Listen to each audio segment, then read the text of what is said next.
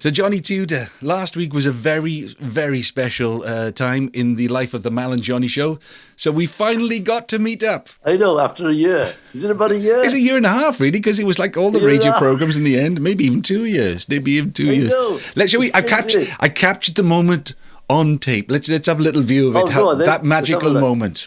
Right, it's 5:25, and he's turned up, and I've never met him before in my life. And here I am. We've got 45 podcasts between us. You've turned up just for the shoot tonight. Well, that's right. Why not? And he's got a stage. It's going to be a great night. We're going to do the Mal and Johnny show on the road one of these days. We're going to do it. He's much bigger in real life. Right, see you later. There we are. We've got a bit of tap dancing in, and of course, we got our plug in for when we go on tour next year, which is bound to happen. The Mal and Johnny show. So lovely. I mean, first of all, thanks ever so much for coming all that way on a cold and frosty Thursday evening for the video. It was quite good. I had some mulled wine and met a couple of old friends. I've got a lovely video of you actually with Carolyn Harris, because this project is all down to a lady called Carolyn Harris MP, and as we were drinking our mulled wine, and I see you got straight in there with the mince pies as well. So she told us what it was all about. Before Christmas, or for some reason or other, they weren't going to get food for Christmas, so I would make it a special time. And it started off in my living room. We literally had loads of food delivered from Morrison's, and we put together hampers and we delivered them out to families. We did that for 2 years, and then 1 year we used the stadium. Great, but the thing is now, Johnny, because you've been in the business so long, and I thought you would, I'd be the only person you knew there. But as soon as you got there, you met these lads. Let's have a little listen. You're right. How you doing, all right? Yeah. You put some weight on. I have for a long way. Just skinny little run. You started with Quantum. Yeah, they used the cat. So, as always, Johnny, ever the diplomat, the guy's put on a lot of weight. You put a weight on. You used to be a skinny little bloke. You never seen it, because the first time you worked with us, Matthew, you played the cat in pantomime in Dick Whittington for Stan. Right. I think I don't know how old he was then. He was only in his teens probably. But he did lots for Stan.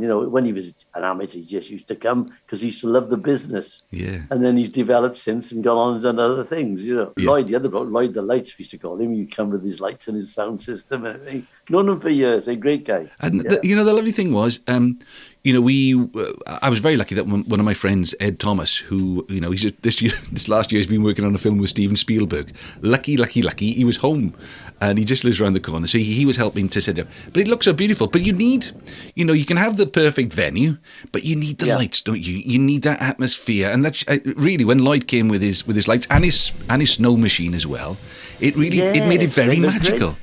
And then they put all the Christmas trees up and things. It was really good. Yeah. But I was amazed at what that woman did. She was amazing. The way she said that they did something over 1,000 hampers for people who didn't have anything, any money for Christmas.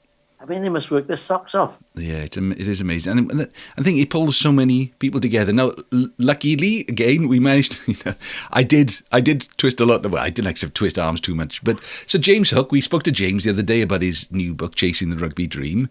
Well done. You, not to miss an opportunity, you'd bought a couple and you brought them down. See, my daughter's stepson, he's only, how old is he? He's 10, I think, or 11. And he's nuts about rugby. In fact, he's not a bad little rugby player himself. So I thought it'd be a great present for him for Christmas. So I thought this is my opportunity. Fantastic. Get James to sign it for me. But he's a Port Talbot boy, and he's going to do it. Of course he was. Well, we got him involved. He was running the snow machine by the end of it as well. I think he was loving that. But of course, the whole thing about it is these hampers, and having got you down, because you did a little bit of singing in the background as well. Nice little sway. Right, nice little sway with I think you were next to Alan Curtis, the footballer. The trouble with carol singing, and when I have to go to anything like a funeral or in church, everything's in the wrong key. Well, when I say it's in the wrong key, I can hit the notes, but if I hit them, I'd be so loud, I'd be louder than everybody else. So I remember I went to Maggie John's funeral, dear old Maggie John, and I was sat next to Rob Brydon, and I said to him, be in the wrong key for me. He said, I'll get it. I'll get it done for you, John. I'll get it transposed. Get transposed. If you'd only told me.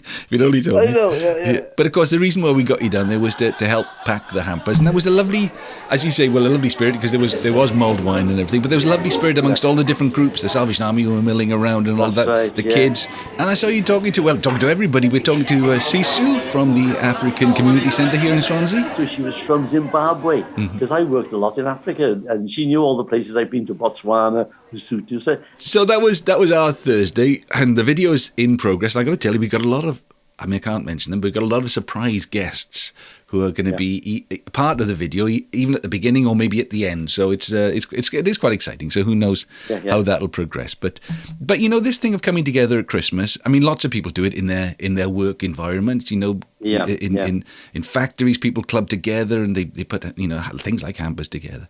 But in the entertainment industry, it is almost it's a tradition, isn't it? Well, we've always done something. I used to be members of the Variety Club of Great Britain, which does things for underprivileged children. And every Christmas, when we did the panto in Cardiff, we'd always have a big a midnight matinee after the show, one Saturday night or Sunday. No, it's probably Saturday night. And all the pantos in the area would club together and they'd send all their stars. So we'd have a star-studded evening that would go on for 2 or 3 hours, Goodness. I remember one I did was Danny LaRue came over from Bristol. Yeah. And there was Dave Jones of the Monkees. He was in Swansea with Kenny Smiles. They came over. There was Stan Stennett and Johnny Stewart. They came up from Porthcawl and so on. And dear old Wyn Calvin, because he was in a panto with me at the time. And we all, Dickie Henderson was on, and Orville and Keith Harris. So we had a great show, but he would go on till like 3 in the morning. So Danny LaRue turned up. He says, "Darling, I've got to go on early, my boy.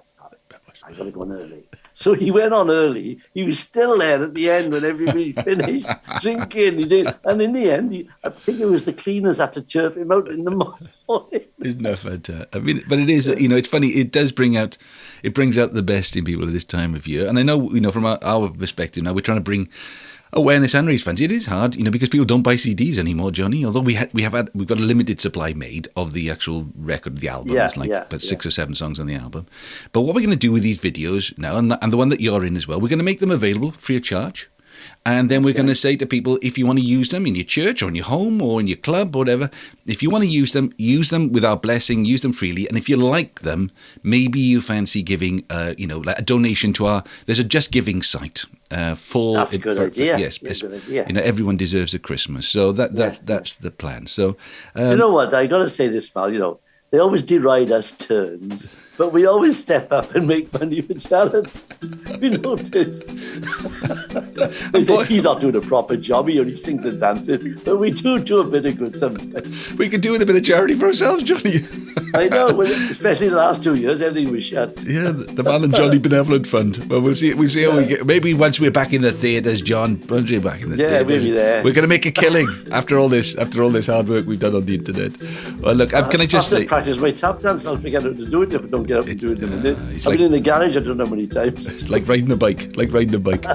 Can I just say, on behalf of everybody, everyone deserves a Christmas here in Swansea as well. It was lovely to have you down. Lovely for you to to drive all that way, to give you a night up as well, and pack of the hampers. So on behalf of everybody, thank you very much, Mr. Johnny Tudor. That's all right, Mr. Malcolm. I tell you what, though, I'm glad I had a sat nav. You were in the middle of nowhere. Lost in the middle of nowhere. That's the story of my life. So anyway, keep your eyes open for that. And it was lovely to meet Johnny in person. It's goodbye from him. And it's goodbye from him. And I'll see you soon. See you soon. Take care.